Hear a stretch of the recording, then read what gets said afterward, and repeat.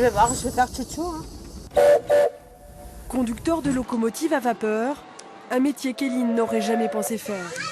Il y a 4 ans, cette jeune Belge flamande a tout quitté, son pays, sa famille et son boulot de serveuse dans un restaurant autoroutier pour se lancer dans l'aventure Disney.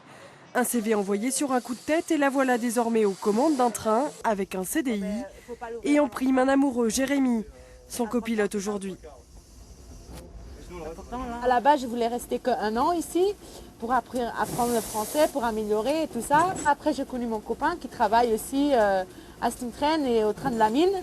Et donc après, j'ai décidé de rester ici avec lui à Disney. Disney comme terminus, c'est l'histoire de beaucoup de salariés venus au départ comme simples saisonniers. Plus de la moitié d'entre eux est là depuis une décennie. Hola Ainhoa, ¿qué tal? ¿Cómo está el día? Marcos Vélez Ramos multipliait les contrats précaires d'agent commercial dans la pub en Espagne.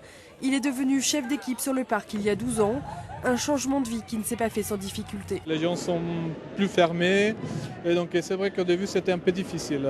Mais bon, ça fait 12 ans que je suis là, j'ai une famille maintenant, j'ai une maison, j'ai tout ce qu'il n'y avait pas en Espagne. Ouvert il y a tout juste 20 ans, le parc n'en finit pas de faire rêver les travailleurs étrangers.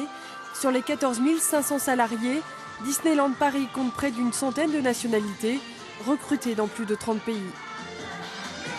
On reçoit plus de 100 000 CV par an.